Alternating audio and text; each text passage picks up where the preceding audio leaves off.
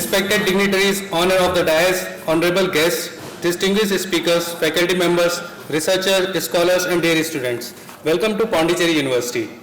We kindly request everyone to take their seats as we are about to begin the inaugural session of the one-day national workshop on Ocean Energy and Water for Sustainable Future, Potential and Challenges 2026.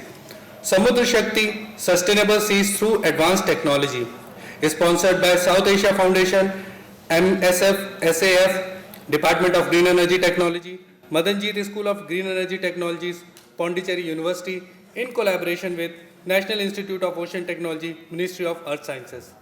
A perfect morning to one and all. I am Malavika Sunil and alongside me is Mr. Sudhanshu Pandey. Together we are the research scholars from the Department of Green Energy Technology, UNESCO Madanjit School of Green Energy Technologies, Pondicherry University.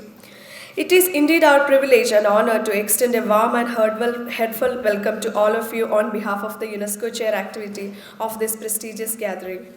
On-day workshop on Ocean Energy and Water for Sustainable Future, Potential and Challenges 2026, Samudra Shakti, Sustainable Seas Through Advanced Technology, sponsored by South Asia Foundation, Department of Green Energy Technology, Madanjit School of Green Energy Technologies, Pondicherry University, in collaboration with National Institute of Ocean Technology, Ministry of Earth Sciences, bringing together academia, policy and advanced technology. The one-day national workshop on Ocean Energy and Water Sustainable for Future, OEWSF 2026, focuses on the harnessing ocean-based resources as a transformative pathway for large-scale sustainable clean energy and water solutions. By leveraging advanced technology in wave, tidal, and ocean thermal energy systems, along with innovative water management approaches, this domain supports India's goal in energy security, climate resilience, and sustainable development. This workshop provides a national platform for experts, researchers, policymakers, and young scholars and students to deliberate on the emerging technologies, key challenges, and future strategies for advanced ocean and water sustainability. To mark the ceremonial beginning of this workshop, we now proceed with the lighting of the lamp, symbolizing knowledge, wisdom, and enlightenment.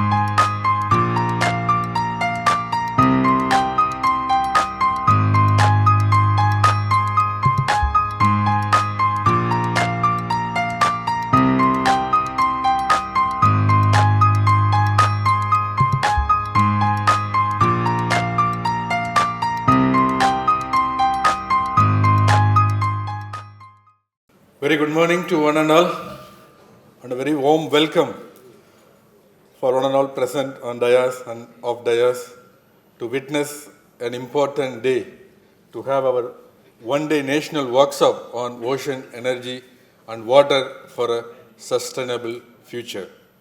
This being conducted is one of the important event under UNESCO chair activity by the Department of Green Energy Technology, Pondicherry University, in partnership one of the national important institute of National Institute of Ocean Technology, NIOT, Chennai.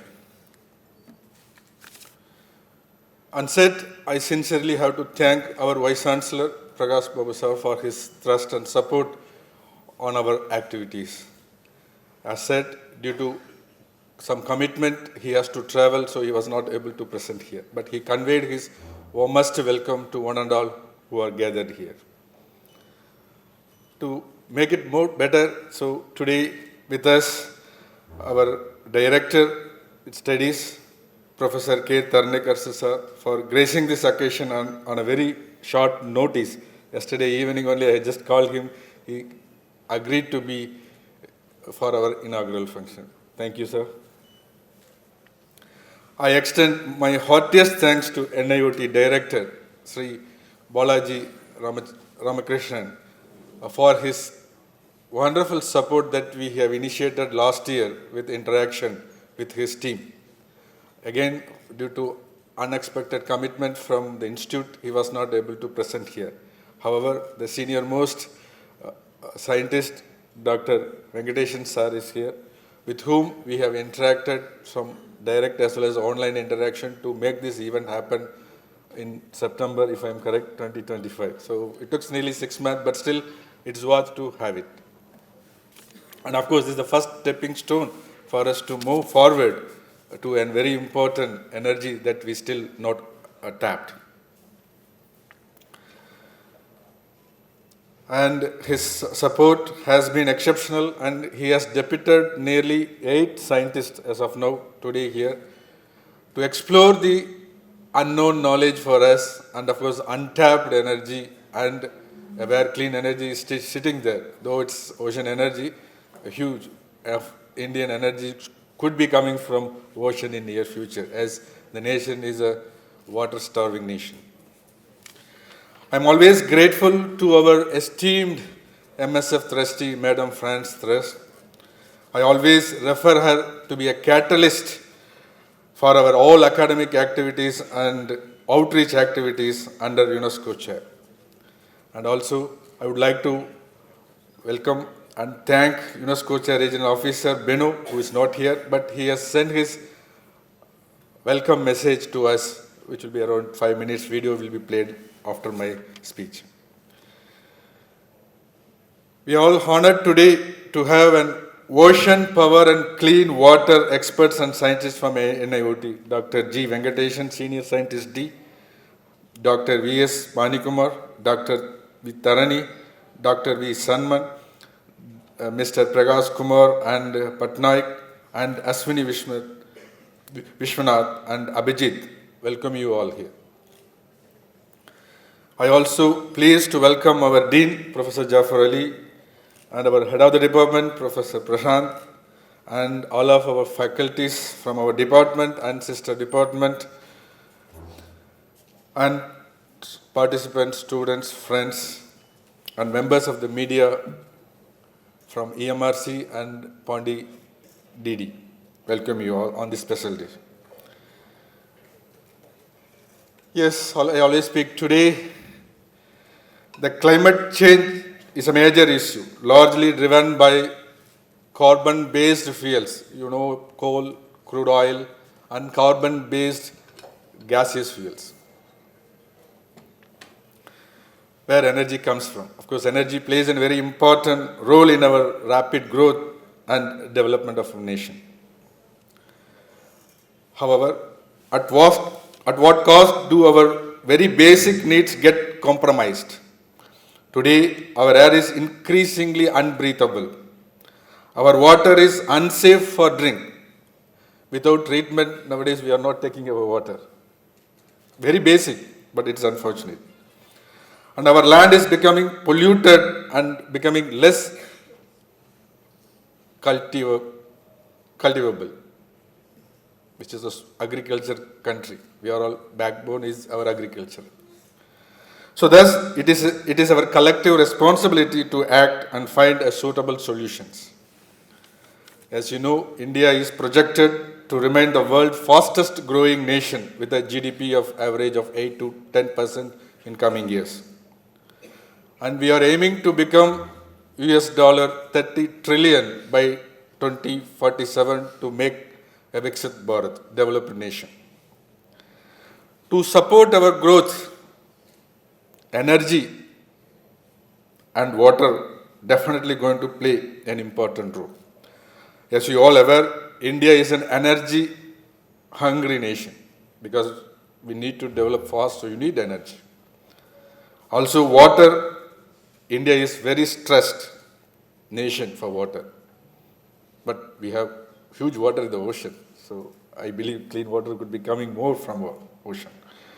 At the same time, we must address our carbon emission and challenges of climate change. Currently, more than 55 to 60% of our energy comes from carbon-based fuels. And we are very fortunate to see our nation is moving forward to non-carbon fuels, around 45% already, through solar, wind, bioenergy, and of course now nuclear we are pushing forward. And similarly, ocean will also be coming forward to help us in terms of having a non-carbon fuel.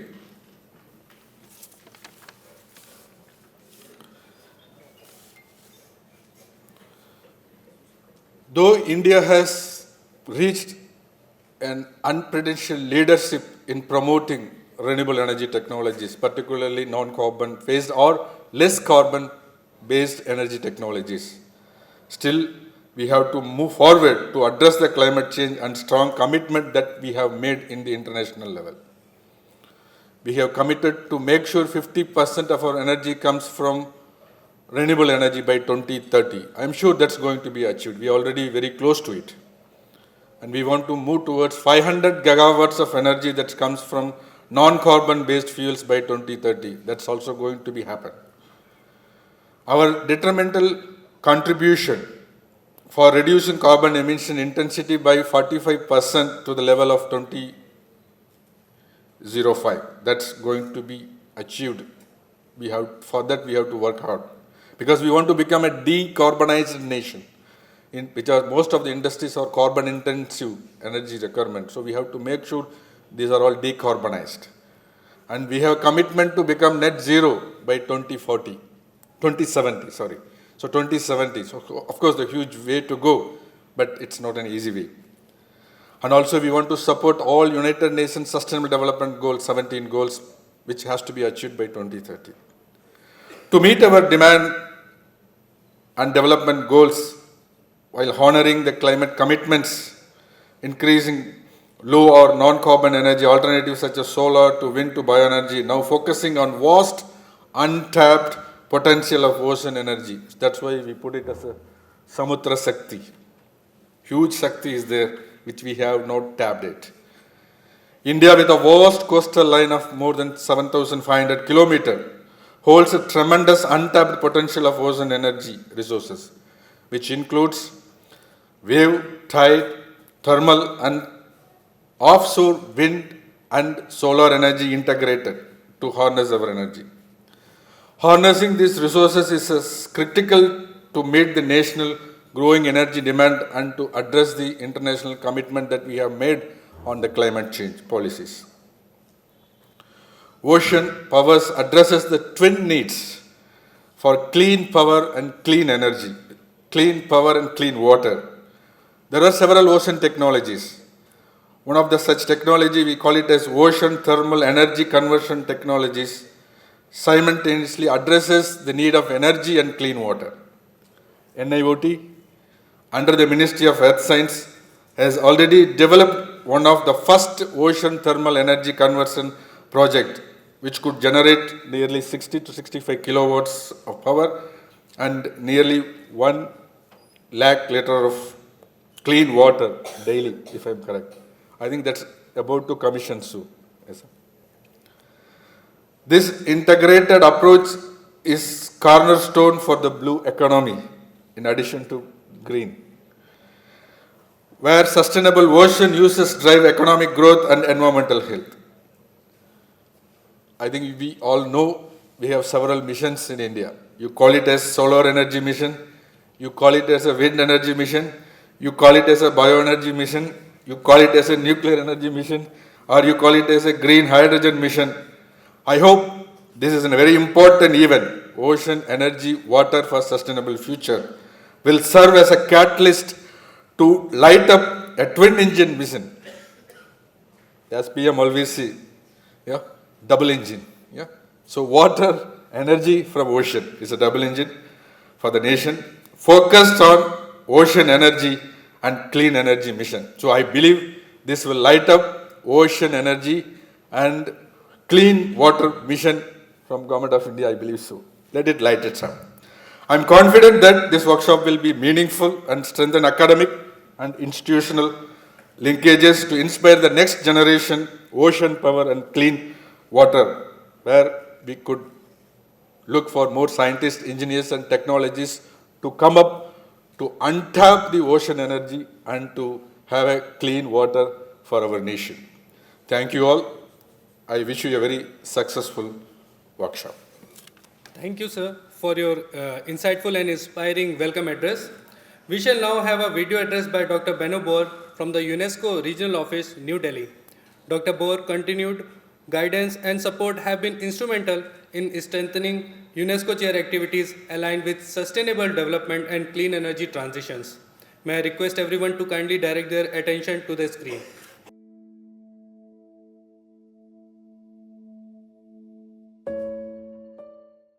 Dear Professor Arun Prasad, UNESCO Chair on Renewable and Clean Energy and Sustainable Development at Pondicherry University, distinguished scientists from the National Institute of Ocean Technology, esteemed colleagues, dear students, ladies and gentlemen, it is a great honor to address you at this pioneering workshop on ocean energy and water for sustainable future, potential and challenges 2026.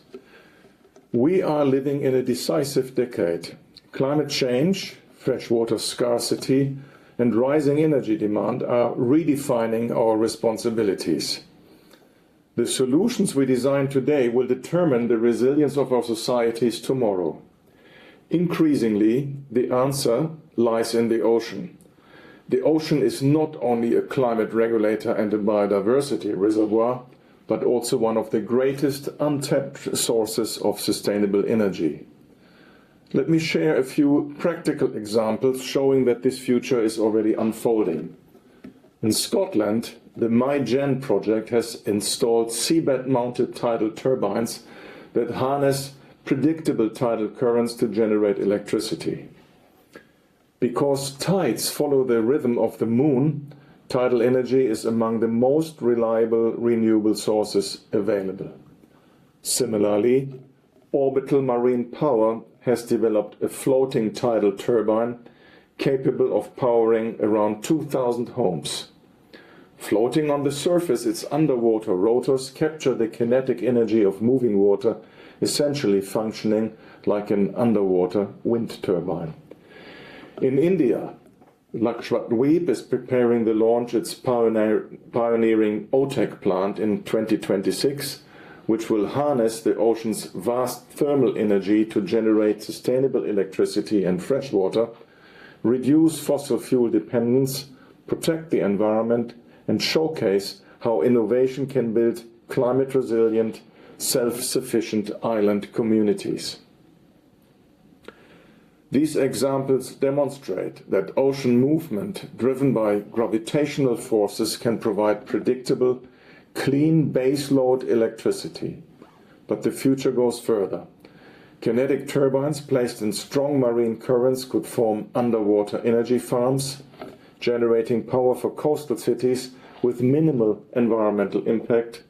Beyond electricity, the ocean can also generate renewable biomass. A visionary initiative supported by UNESCO in collaboration with the University of New South Wales is exploring floating mangrove forests. Inspired by experimental work in Qatar and now field-tested near Fiji, these platforms cultivate mangroves directly with seawater. Mangroves are salinity tolerant and they produce biomass. In the future, such ocean-grown biomass floating on buoyant modules could be harvested for bioenergy production, making available a carbon-negative pathway while restoring marine ecosystems. At the same time, large-scale seaweed cultivation is emerging globally. Seaweed grows rapidly, requires no fresh water or arable land, and can be processed into biofuels and sustainable materials, offering major opportunities for coastal nations.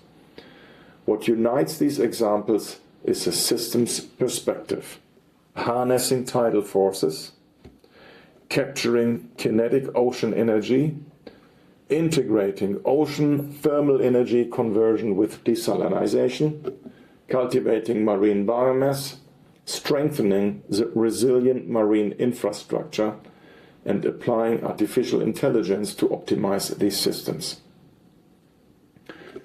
This is a technological innovation and a transformation of our relationship with the ocean.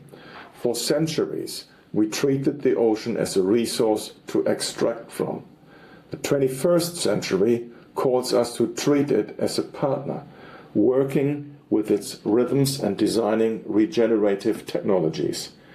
Workshops like this, aligned with UNESCO's commitment to sustainable development, are essential. They bring together engineers, scientists, policymakers, and young innovators to develop solutions that are both scientifically sound and socially responsible. The young researchers of today are the architects of the future blue economy. Your work may power communities, secure freshwater supplies, and strengthen coastal resilience. India, with its long coastline and scientific excellence, has enormous potential to lead in ocean-based sustainability solutions. Let this workshop inspire bold and responsible energy pilot projects. The ocean holds vast energy. Our responsibility is to unlock it wisely. Let me recognize Professor Ramaswamy Arun Prasad's remarkable efforts under UNESCO shareholder initiatives, fostering renewable and clean energy solutions that illuminate the path toward a sustainable world with clean water and resilient communities. May your discussions be forward-looking, your partnerships enduring, and your innovations contribute to a sustainable ocean future for India and the world. With my very best wishes for a successful workshop. Respected Director Professor Tarnikarshu, respected Dean Professor Jafar Ali, respected Chief Guest Dr. Venkatesh, UNESCO Chair Professor Arun Prasad, Dr. Shivashankari, my dear colleagues from the NIOT and National Institute of Ocean Technology. Dear students, welcome you all for this one-day workshop. Without taking much time, because you are eagerly waiting for the academic deliberations, let me briefly explain the achievements of our department. Our department, established in 2010 under the aegis of South Asia Federation. We thank South Asia Federation and Madam Francis for their very valuable support, and this conference is also supported by South Asia Federation. Within 2 years of existence, we achieved the Center of Excellence position by Ministry of New and Renewable Energy, and we established our excellence in different areas of green energy technology, bioenergy technology, batteries and storage devices, photovoltaic, green hydrogen, sustainable materials, solar thermal technology, organic solar cells, wind energy. However, the ocean technology, which is a very important part of green energy technology, that is a missing element in our research area. I hope this conference will give a way to integrate with the ocean scientists, with our department, and we can make something valuable for the future of the country, as well as for training the students of Pondicherry University.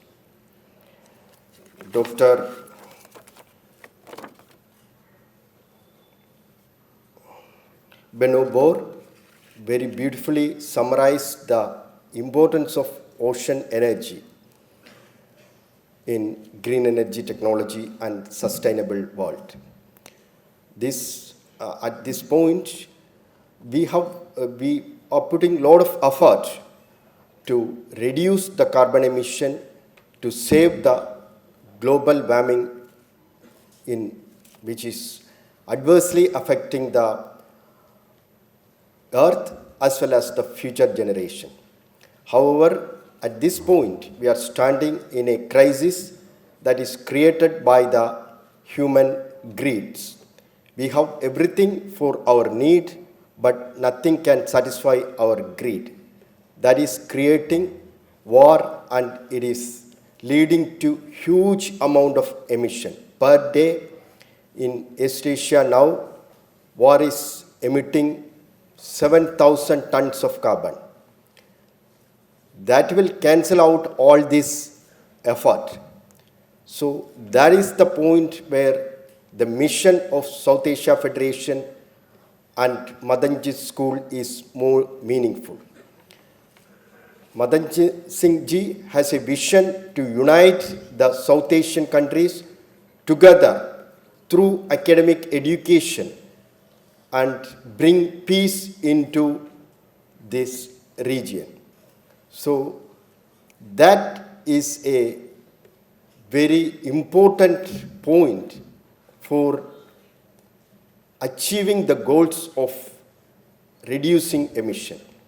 Peace and integrity and inclusiveness is the important part of the mission towards reducing carbon emission and saving the earth and the future generation. With this note, I thank you all for coming to Pondicherry University and participating in this one-day workshop. I wish you all success for this conference. Thank you, sir, for the insightful words. We now have an important moment of inaugural session, the release of the workshop booklet. May I respectfully invite the respected director, Professor K. Tharnikarsu, Pondicherry University, and our esteemed dignitaries on the dais to kindly join us for the booklet release.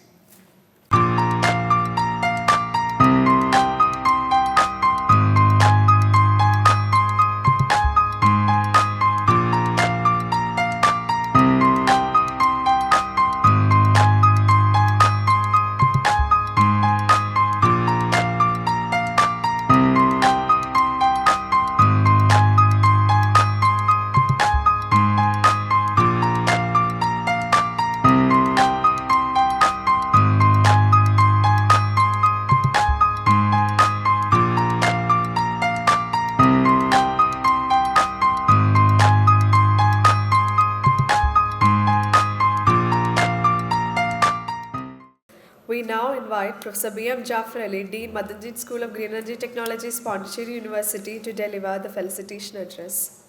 Respected and beloved Director of Studies, Educational Innovations and Rural Reconstructions, Professor Tharnikarsu. Respected dignitary, Dr. Venkatesan, the Group Directors of the NIOT, Head of the Department, my colleague Professor Prashant Ravindran, UNESCO Professor, Professor Arun Prasad, the resource persons from the NIT who will be delivering the workshop, my colleague from the other department and other institutions. Very good morning to all of you and the dear participant. It's indeed a privilege to felicitate the wonderful events organized by the Department of Green Energy Technology under the aegis of UNESCO chair activities. We have been missing one of this aspect, as my head of the department, Dr. Prashant Ravindran, pointed out, the aspect of ocean energy and its integration into our curriculum and studies grossly. We have a wonderful time and event that we initiated some dialogue with an expert of NIOT through this workshop, and I'm really sure a lot of our resource students and engineers and technology students of the future will benefit immensely. As we know, I just wanted to have a from my side, a small correction to this title. Ocean, energy, water. Because ocean has a lot to offer for sustainability and energy, not only as energy on sustainability aspect and the economy as well. As we know, sustainability aspect is energy access is one of the key aspect of it. Today's scenario is contrastingly staring on us because of lack of energy access and energy security. We were in a very tough situations worldwide. So when we go for energy access, we beat or we undermine the sustainability aspect of it. That's by exploiting a lot of fossil fuels and the emission accompanied by that. All of us are aware that photosynthesis is a huge way of fixing carbon, but remember the ocean is the huge source of absorbing this carbon as a sink and having a very good carbon cycle in the world. Despite this nature's gift of carbon cycle, we extremely emit carbon to spoil our planet Earth. I think this deliberations organized by our department, Green Energy Technology, will dwell on all aspects of energy sustainability related to ocean technology, and it will throw a lot of research directions and opportunities for students to explore. We have been gifted with a huge coastal line and lot of wind resource, but amount of economy and the energy we tap from these ocean resources are not up to the potential which it has. Fortunately, our technology is on the rise. We will be having a lot of offshore energy access programs, and also the blue economy is also booming up with time. Both politics and the economy related to the sea is booming up. We can tap. This means all our students have a lot of opportunity for employment and the entrepreneurship around this. So without much delay, I congratulate the department for facilitating such an event to the benefit of the students as well as the participant. I thank all those who have taken time to participate in this event. I wish you will get a wonderful day of knowledge flow from all the resource persons. I particularly thank the resource person under the leadership of Dr. Venkatesan, assembled here to benefit our students. Thank you all. Thank Jai Hind. Thank you, sir, for your encouraging words. Now, with great respect, I invite Director Studies, Education, Innovations and Rural Reconstruction, Professor K. Tharnikarsu, Pondicherry University, to deliver the presidential address. Yeah, good morning, everyone. Respected Dean, Madanji School of Green Energy Technology, Professor Jafar Ali, Head of the Department of Green Energy Technology, Professor R. Prasant, UNESCO Chair and Convener of OEWSF, Professor R. Arun Prasad, and the UNESCO Regional Office person, Dr. Benu Boyer from New Delhi, who gave the video address during this inaugural of OEWSF, and Dr. G. Venkatesan, Scientist G, Group Director, Energy, NIOT, and Dr. Shivashankari, Coordinator of OEWSF 2026, and all the faculty members of the department and other head of the departments and the deans and scientists from NIOT and research scholars and my dear students. Good morning, everyone. So I have been closely following the UNESCO chair activities. So somehow it was generally planned for Professor Prakash Babu, who is Vice Chancellor of our university. He is supposed to attend today also. Somehow he is preoccupied. So it is even last event also I was here. This event also I am. It is you can say blessed with disguise. So every time when I attend this, even it is the last time nuclear energy, this time is ocean energy. It is a learning curve for me. So green energy department is, I don't know whether students understand the importance of this department. So it is taking lot of importance due to the energy demand and even the political situations and the war. All those things make your department very important department. So otherwise also we cannot run any country without discussing about energy. Any central government, their main target is how to run country with the importing enough oil, because India is the highly that is the number of this population wise highly population in India, and also we are growing economy, and our GDP is also per capita GDP also increasing. So the energy demand also increasing. So feeding a country like us by the government through oil import, it is not very easy. So the agenda for any central government comes, especially the external affairs minister, it is the main tension for him is how to bring enough oil.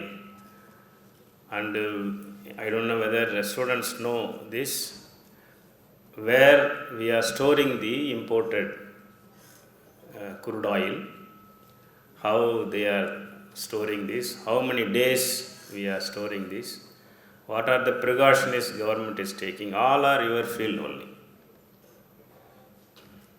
This is one area where oil.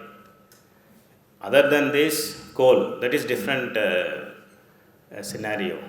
Then the gas, that is another field.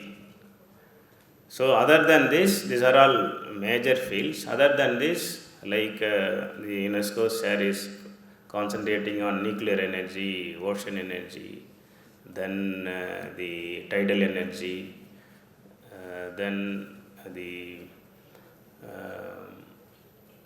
solar energy. All those things are, if you closely see this, all these fields are very, very early stage, technology wise. You can do wonder in this field as a researcher.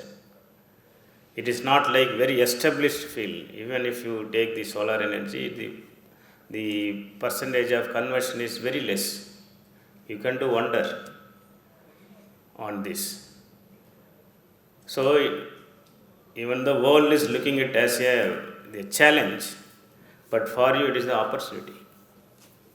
So there is no dearth of either a job or a startup.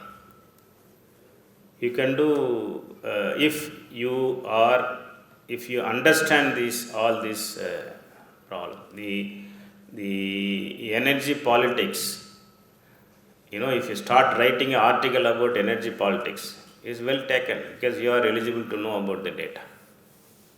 What are the different the policies evolving, and the Israel is attacking Iran. Next day, we are facing a gas cylinder for our home. There is every homemaker is worrying about this, whether we are going to get, because that is directly affected. Think about without a gas cylinder, cooking gas cylinder, tomorrow we have to go out and cook using the waste from tree. Then directly it will affect us. So, I am telling the importance of your field. You please understand, read about whatever the data related to this, all this field. Not only this, even the professor from ecology, HOD is coming from this. He is one of the management committee or organizing committee person. So you can interact with him how much they are expecting you to perform.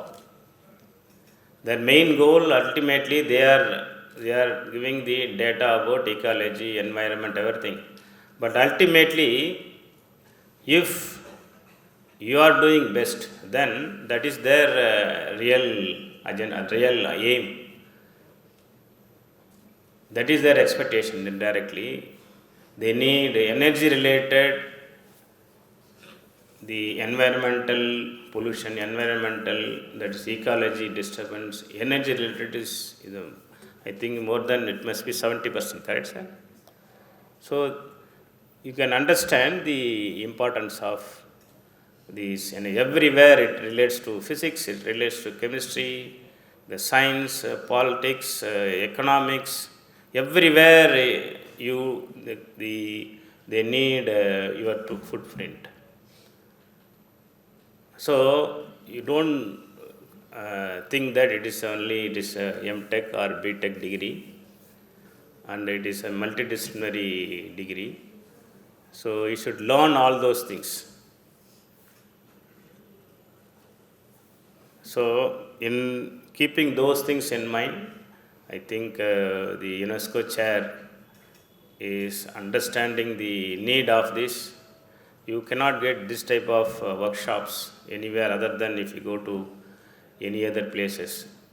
The green energy technology department itself is a novel idea, and bringing all energy related the issues and discussing in one platform, and also coming out of the solutions. So you are also eligible to talk about what is the government policy on this, whether it's ocean energy or whether it is the nuclear energy. You are the person. You can write. If a student from green energy writing about the ocean energy, or even Iran-Iraq war, Iran-Israel war, that will be well taken by the audience. Because they view you as the person who knows many things. You know many things, but you may not know the importance of this.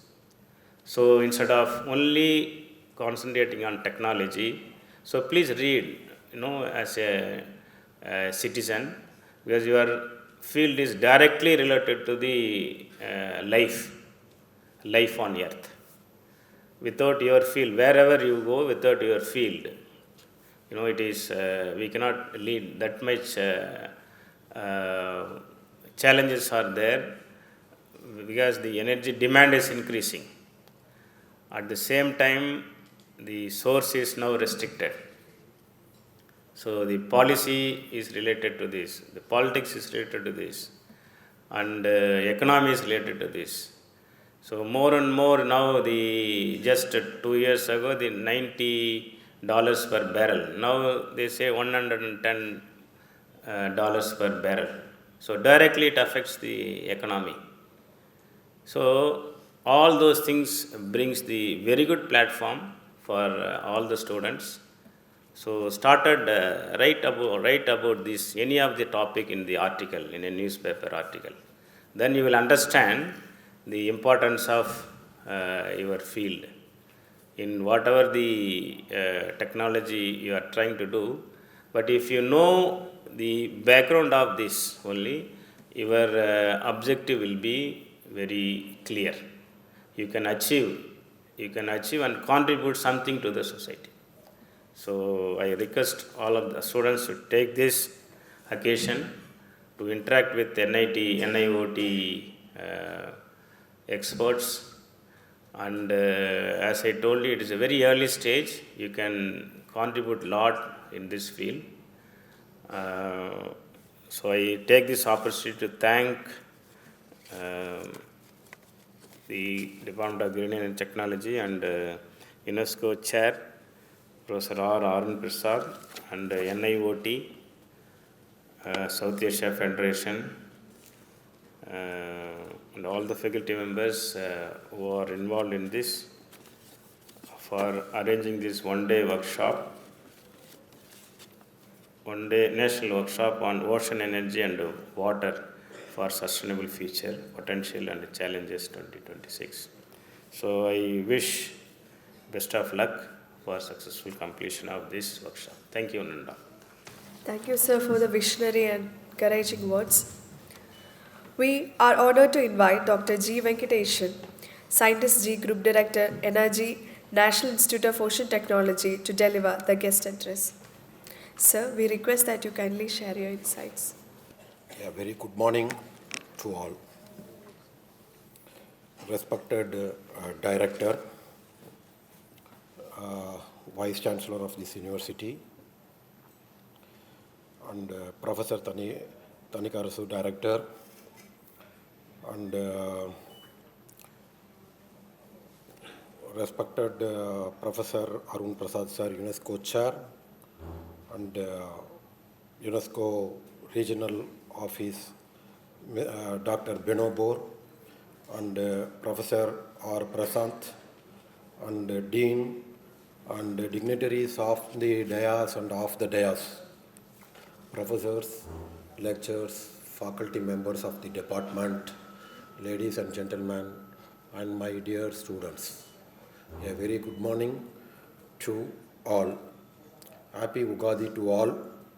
May this new year bring joy, prosperity, and new beginnings. How many of them knows Telugu here?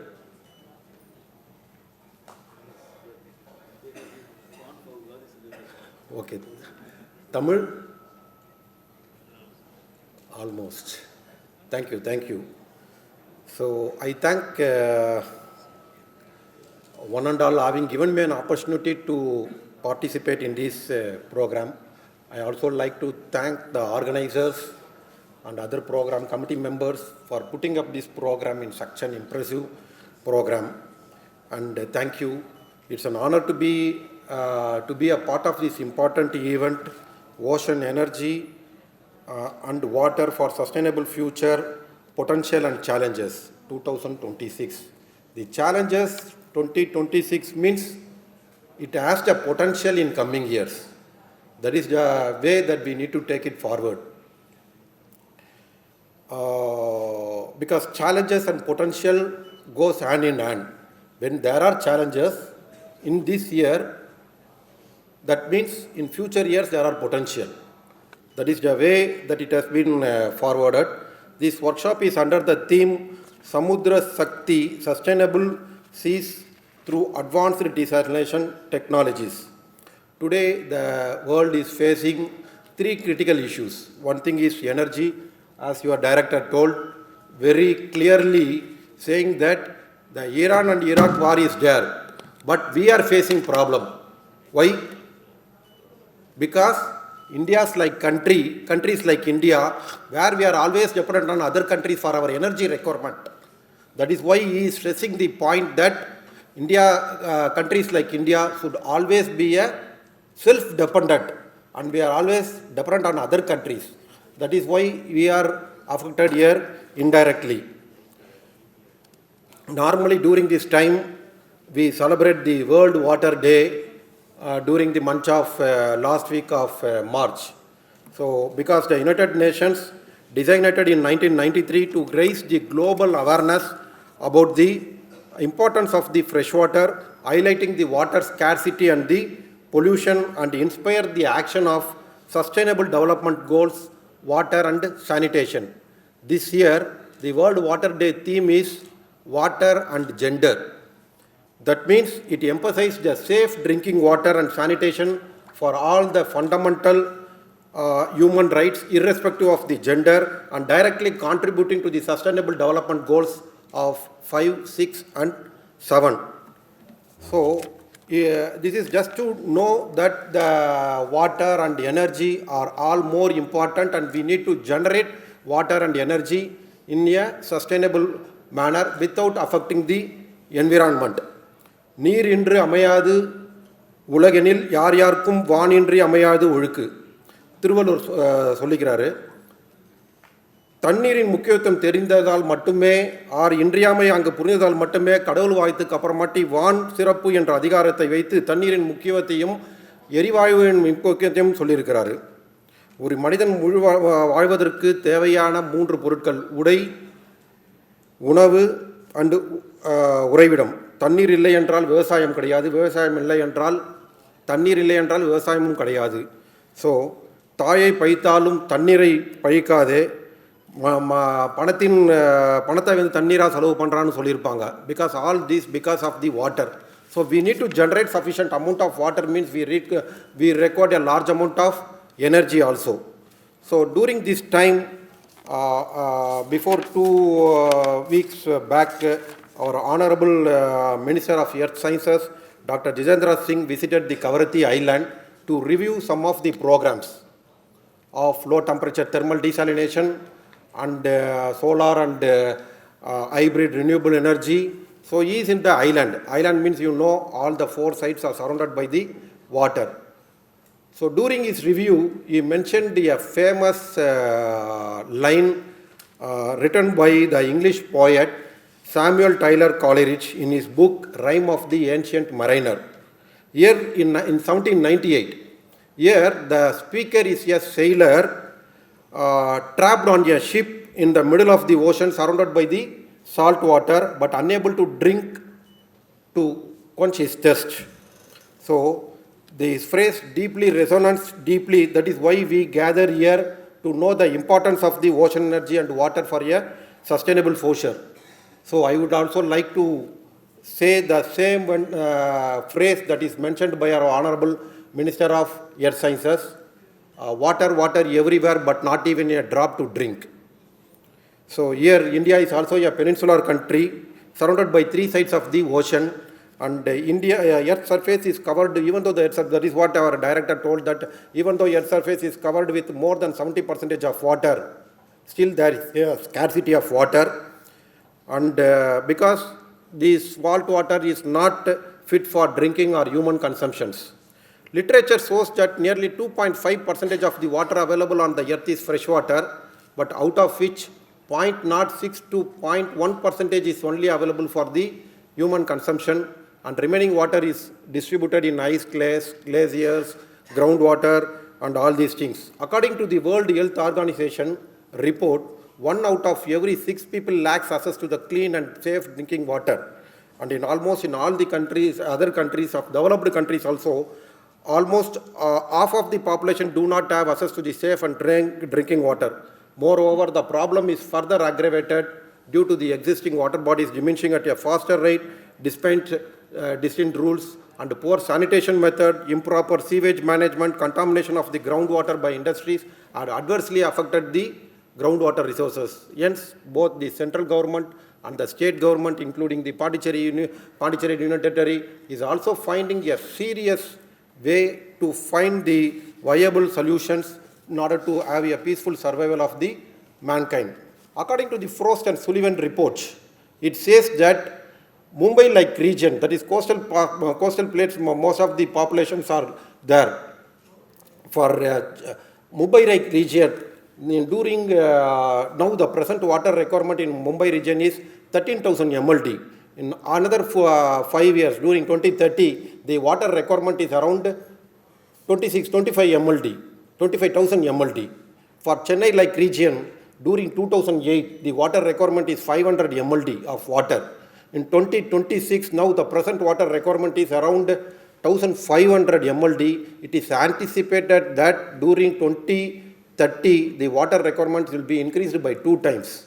That is 30,000 MLD of water. Today, the present requirement of the Chennai like region is around 1,500, but right now we have the water up to 1,200 MLD of water, including the Tamrabarani water, including the recently commissioned RO plant of 100 MLD capacity at Nemali in ECR Road, and another 100 MLD capacity of Nemali plant and Katupalli village of Minjur. This is the largest desalination plant of India, and the second largest plant is at 96 MLD plant at Bhavnagar in Gujarat. So, there are different sources of drinking water. Some of the possible ways are minimizing the wastages of available water and recycling of used water. If I tell you that we should not waste water, will you agree me? Na samtuna mere vinapoyera water waste lil vandu waste seyakoodadu sutta emi sir nu sepere my girlfriend suttanara na vinunne. Even if my parents tells also, I will not listen. But if you are going and tell and I will listen, we will not listen. But there are the ways to minimizing the wastage of water and recycling of used water. But this is good to some extent, but not giving us the permanent solution. Even though the conservation of water can happen naturally by rainwater harvesting, over the past few years, there has been a drastic decrease in volume. But these are all the some of the ways to minimizing the wastages of water, but this is not giving us a permanent solution. So we can very well say that development of desalination technology, that is why the desalination technologies are coming. So right now what I told is, there is a water requirement. Since the water requirement is there, energy requirement is also there, but both required without affecting the environment. So what are the ways? So we need to develop a desalination technologies in order to have a technically viable solution, in order to have a peaceful survival of the mankind. But what are the existing desalination technologies available in the market is, there are many desalination technologies available in the market, including the nuclear energy to drive the desalination plant. There are different ways. One is the phase change process, and another thing is non-phase change process. I don't want to go into much detail. So during the phase change process means the water is evaporated, then vapor is generated, and the vapor goes to the condenser to condense. As a result, we are getting the fresh water. In the non-phase change process means it comes under the reverse osmosis. All may be knowing water is passed to a high concentration membrane, so it will be generated a pure water. So the multi-stage flash evaporation, multi-effect desalination, and vapor compression system, all these things to reduce the specific energy consumption of the plant. So in RO process, one of the greatest advantages of the distillation plant that is operating at high temperature is the specific heat transfer area. But countries like Kuwait, Iran, Iraq, where they are the oil producing countries, there the steam is available at a less cost. So there the multi-stage flash evaporation, multi-effect desalination plays a major role, and it seems to be economical. When compared to the countries like well-developed countries like US and all other countries, reverse osmosis plays a major role. What is happening in reverse osmosis? It passes through many membranes like ultrafiltration, nanofiltration, and microfiltration, and finally it goes via nanofiltration and the reverse osmosis to remove the salt particles. So there are, even though there are many desalination technologies, even for our 100 MLD plant of Katupalli village and Minjur, still we are importing the membranes from other countries, including the USA. So, but there are many environmental issues and limitations is there when we are using the other existing desalination technologies that is commercially viable. So we need to develop our own technology to generate sufficient amount of water and use the renewable energy. there are many environmental issues. The impact is deadlier in islands, particularly islands where the environmental issues are there, particularly the coral reef region where the discharge effluents from desalination facility have no access to go into the sea, where they go into the groundwater, groundwater table, where it contaminates the underwater water table itself. Hence, there is a need to develop our own technology, and the National Institute of Ocean Technology felt that it is necessary, and we have developed a low temperature thermal desalination technology where the principle is we know the water boils at 100 degrees centigrade, but the water can also start boils at room temperature provided the pressure is very low. By this way, low temperature thermal desalination were developed by National Institute of Ocean Technology, and we have established a few desalination plants at islands and in the process power plant and in the mainland requirement also. One of the biggest challenge in almost all process industries today face is how to discharge the condenser reject water into the sea without affecting the environment. An efficient way to utilize the condenser reject water into the sea without affecting the environment is simultaneously produce the fresh water, and thereby the hard discharge water we can reduce the temperature, thereby the thermal pollution can also be reduced. National Institute of Ocean Technology has established a low temperature thermal desalination plant at North Chennai Thermal Power Station, and now we are in the process of establishing here at Tuticorin Thermal Power Station. This is as far as the process power plant is concerned.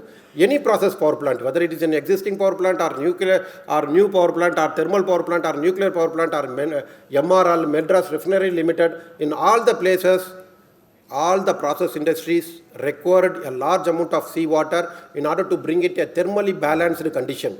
So there, after leaving the discharge, after vapor is condensed by using the condenser, the water is discharged into the sea at a temperature not less than 8 degrees centigrade. In the old plant, we are discharging the water at a temperature not less than 12 degrees centigrade into the sea. So by this plant, by establishing the low temperature thermal desalination very close to the process power plant, we can establish the desalination plant, and all the process power plant, it is required per day 2 MLD of DM water.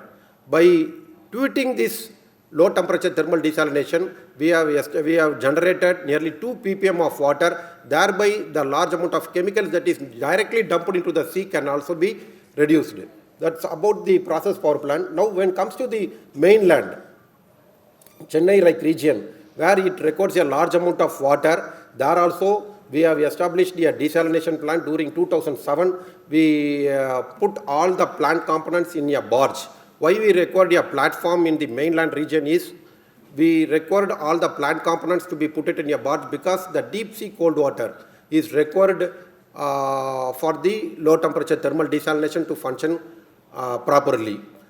But in the Chennai region, where the seabed is very gradual, to get a cold deep sea water, we need to go 40 kilometers away from the seashore. So we built a barge platform to house all the plant components. Thereby we towed at the 40 kilometers away from the seashore.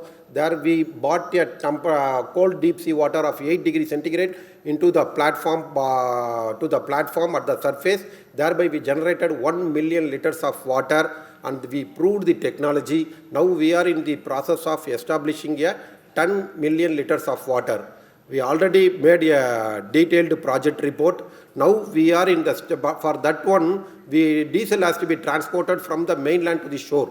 But afterwards we felt that we also required the energy to drive the desalination plant of 1 million liters per second. Now we are in the process of making a detailed project report to make it a self-sustained desalination plant, and also to generate the power using the ocean thermal gradient, and thereby we can transport the energy and as well as water from the site, which is around 40 kilometers away from the seashore, to the shore through the subsea power cable. So that's about the mainland requirement. Now when coming to the island, where the seawater is surrounded all over the place, one of the advantage that lies in the low temperature thermal desalination, particularly establishing in the region like island, if we go a little bit close to the, away from the seashore, we can get a temperature of around 8 degrees. That is approximately 1 kilometer. If we go away from the seashore, we can get a cold water temperature. Thereby, we have established a low temperature thermal desalination almost in all islands, starting from 8 islands. First, we have established at Kavarathi during 2005, and Agathi and Minikai Island we have established during 2007. We have established, and still the plant is functioning very well. Of 1 lakh liter, it almost reached 21 years of successful operational and maintenance. As a research institute, we have established the plant and hand over the plant to the local PWD, local Public Works Department. They are successfully operating the plant, and they, upon seeing the success of those plants, now the plant has been, now they gave order to establish another 6 islands in all other islands. So now we also established in all islands of 5 islands of 1.5 lakh liter per day. You can see the indigenous capacity, how we have established the few desalination plant. And before that usage of the water, we can find a large amount of waterborne diseases that is coming. Many people, many doctors have visited their plant, and upon using this water and before using this water, the large number of waterborne diseases has drastically been reduced upon using this water. So that is why the science and technology need to be established and need to be find useful to the public works. Now, we are in the process of establishing the ocean thermal energy conversion plant for the mainland requirements and as well as the process power plant and as well as the island requirements. We have NIOT as a state-of-art facility in the laboratory of 2 kilowatt power generation of closed cycle and 1 kilowatt of power generation by using the open cycle lab. Students may make use of those state of the facility. Students are always welcome. Your contribution can not only help the National Institute of Ocean Technology or the Pondicherry University, but ultimately it will be useful to the nation itself. That's all about the, I told you about the energy and freshwater group in National Institute of Ocean Technology.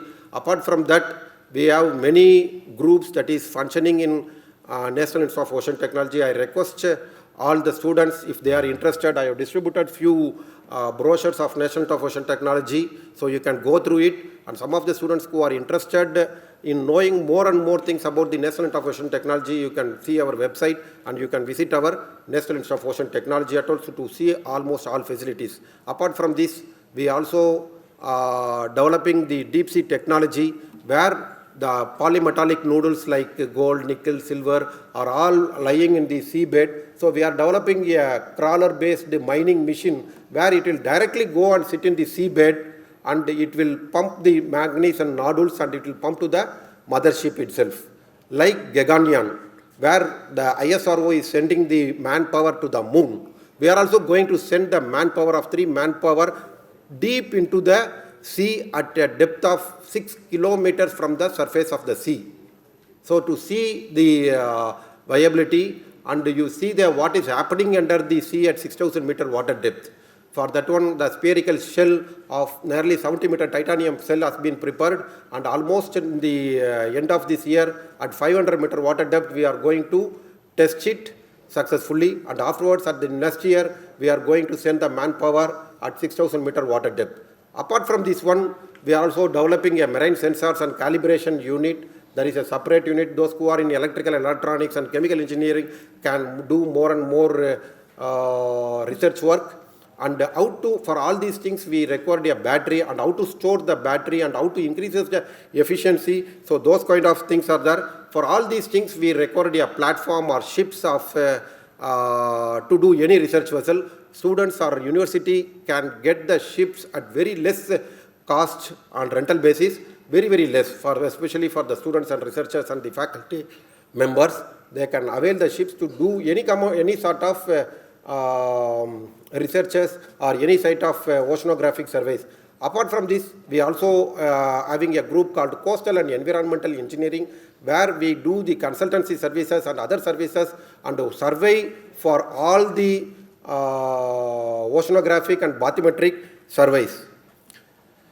So at the outset, I would like to express my appreciation to the convener, Dr. Professor Ramasamy Arun Prasad, who initiated the interactions between NIOT and were instrumental in making this event possible at the university. Without him, I don't think that this will be possible. Of course, we had a large amount of setback initially.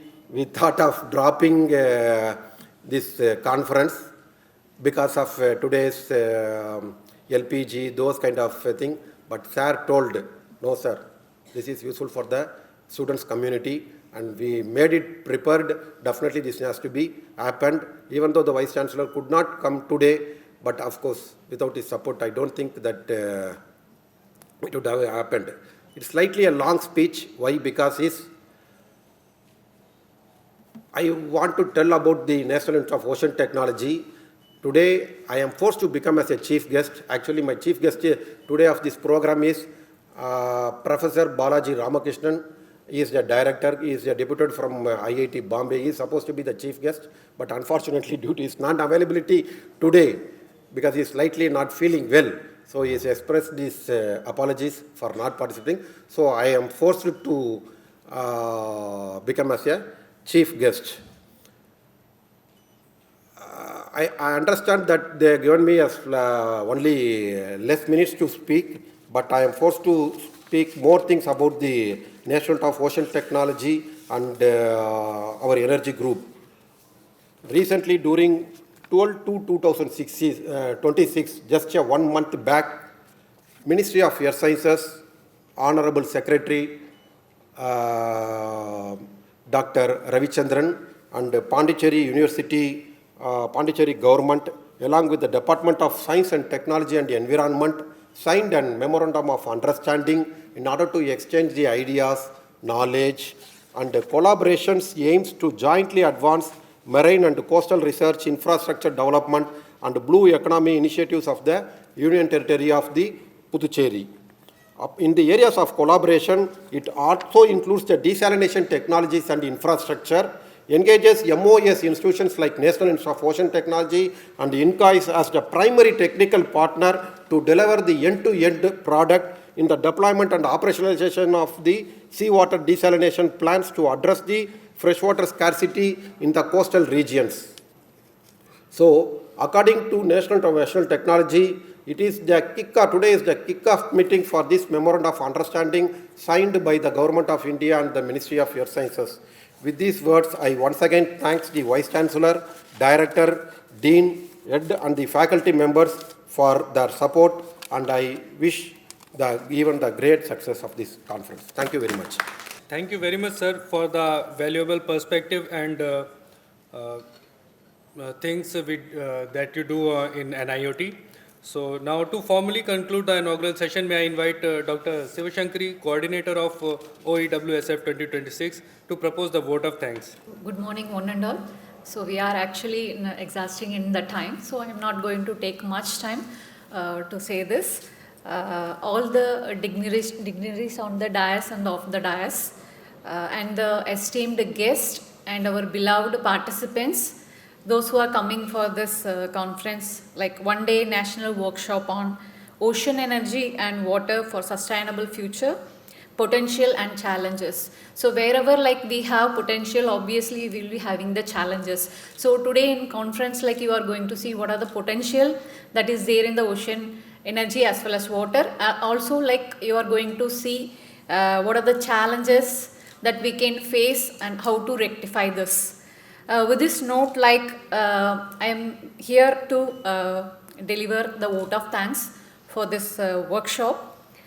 So first, my sincere gratitude to Professor Prakash Babu, Honorable Vice Chancellor, Pondicherry University, for his continuous support and guidance even in his absence today. His vision and leaderships actually inspires us to take it into new try in the academics. And also our sincere thanks to our Dean, Professor B.M. Jafrali sir, for his continuous support and encouraging words whenever like we are starting any such kind of initiation in our department. Thank you very much, sir. And we thank Professor Arun Prasad, UNESCO Chair and Convener of this workshop, for his continuous effort to organize such a programs under the UNESCO Chair activity to meet the sustainable goals and developments. So our special appreciation goes to Dr. Binu Bor, UNESCO Regional Officer, for his introductory vision video for this workshop. And our special thanks goes to Madam Frances Market. She is always with us in each and every program.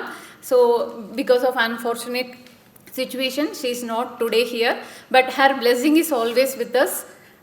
We have to acknowledge very thing to the madam. And then our special thank to our sponsors, South Asia Foundation and our Department Green Energy Technology and National Institute of Ocean Technologies, and all the participants, volunteers, those who are the backbone of this conference to make this into a very successful event. And not least the participants, those who are coming here to invest your time. And this is not going to the investment of other category like money or any other thing. Like you are going to invest your valuable time, and definitely you are going to get the benefit out of that. With this, I would like to thank all the participants and the dignitaries on the dais and off the dais. Thank you very much.